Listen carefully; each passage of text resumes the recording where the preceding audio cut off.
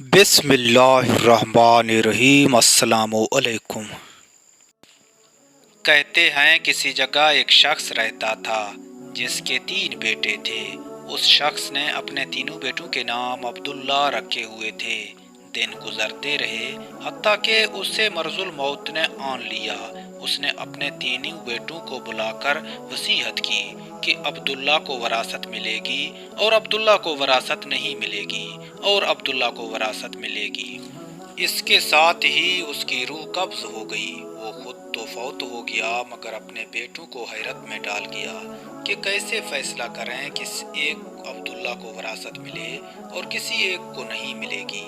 तीनों ने फैसला किया कि शहर जाकर काजी से अपना मसला बयान करेंगे और उससे कोई हल मांगे।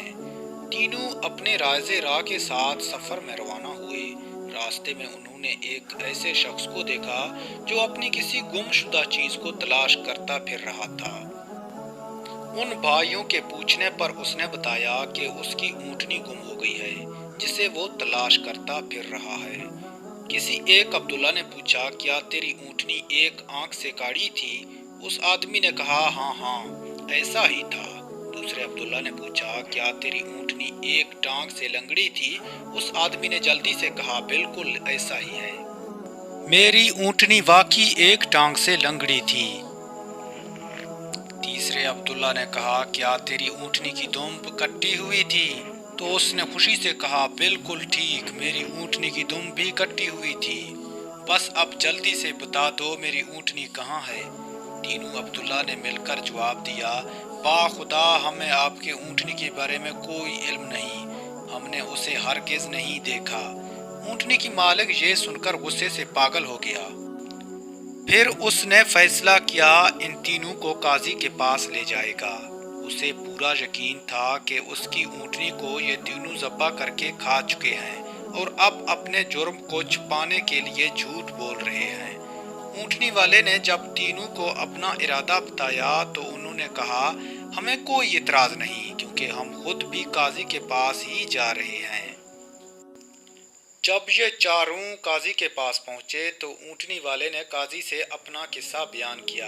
काजी ने उन तीनों से कहा, जिस तरह तुम तीनों ने ऊँटनी की निशानियां बताई है, इसका एक ही नतीजा निकलता है कि ऊँटनी तुम तीनों के पास है। बेहतर है तुम अपना जुर्म कबूल कर लो।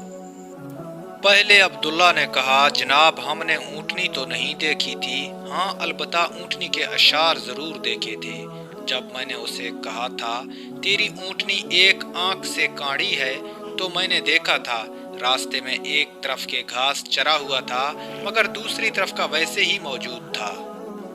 इसका एक ही मतलब था कि ऊँटनी एक आंख से काणी होगी। दूसरे अब्दुल्ला ने कहा, मैंने देखा था कि रास्ते में 3 कदम तो गहरे लगे हुए जबकि चौथा कदम जमीन पर मामूली पड़ा हुआ था, जिसका मतलब बस इतना ही बनता था कि ये जानवर लंगड़ा भी था। तीसरे अब्दुल्ला ने कहा, ऊँटनी जब राह चलते हुए अपना गोबर गिराते हैं तो दुम्ब से उसे इधर उधर बिखेरते हैं, जबकि हम जिस राह से आए थे वहां पर गोबर एक ही लाइन में सीधा गिरा हुआ था, जिसका एक ही मतलब हो सकता था कि उसकी दुम्ब कटी हुई थी जो अपना गोबर दाएं बाएं नहीं फैला पाई।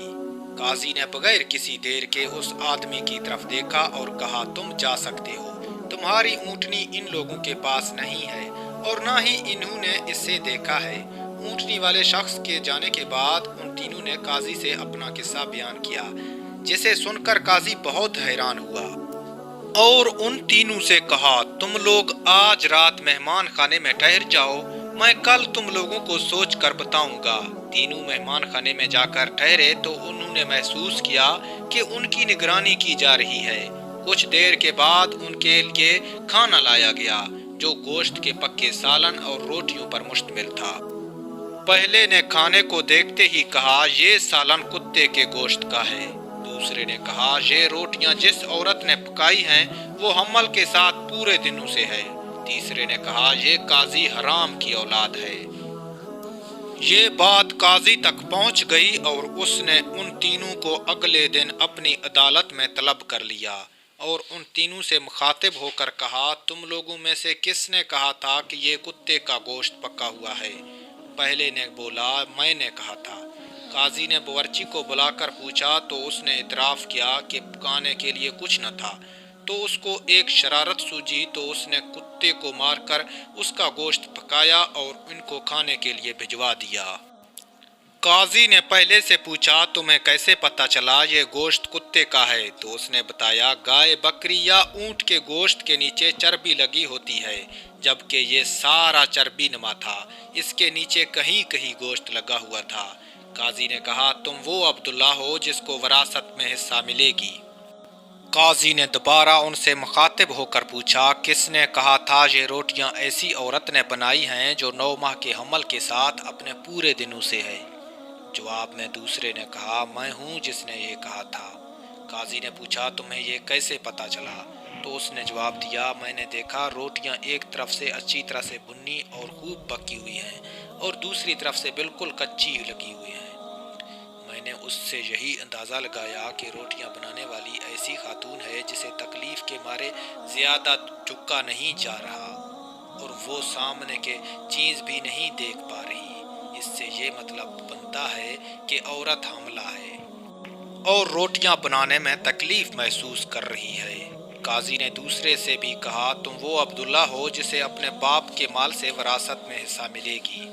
फिर काजी ने तीनों से मुखातिब होकर पूछा, ये किसने कहा था कि मैं वालतुल हराम हूँ? तीसरे ने कहा था, मैंने कहा था। काजी उठकर अंदर गया और अपनी माँ से पूछा, क्या ये सच है मैं हरामी हूँ? उसकी माँ ने जवाब दिया, हाँ ये सच है, तुम हराम के हो। काजी ने वापस आकर तीसरे अब्दुल्ला से पूछा, तुम्हें कैसे मालूम हुआ कि मैं हरामी हूँ? तीसरे ने कहा, अगर तुम हलाली होते तो मेहमान खाने में हम पर निगरानी न मुकर्रर करते और ना कुत्ते का गोश्त पकाकर हमें खाने के लिए भिजवाते और ना ही कच्ची रोटियां किसी मजलूम औरत से बनवाते।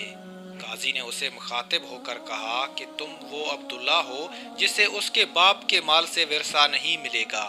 तीसरे ने हैरत के साथ काजी की तरफ देखा और पूछा, मगर ऐसा क्यों है? काजी ने कहा, एक हरामी ही दूसरे हरामी को ठीक से पहचान सकता है और तुम भी मेरी तरह हराम की औलाद हो।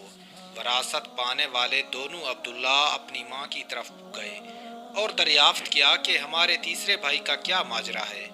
तो उसकी माँ ने कहा कि तुम्हारे बाप एक मर्तबा सुबह की नमाज पढ़ने मस्जिद गया तो उसे दरवाजे पर रखा हुआ पाया था और उसे घर ले आया और उसका नाम भी तुम दोनों जैसा अब्दुल्ला रखा और उसकी परवरिश की। अगर वीडियो पसंद आए तो चैनल को सब्सक्राइब कर दें। मिलते हैं नेक्स्ट वीडियो में, तब तक के लिए खुदा हाफिज़।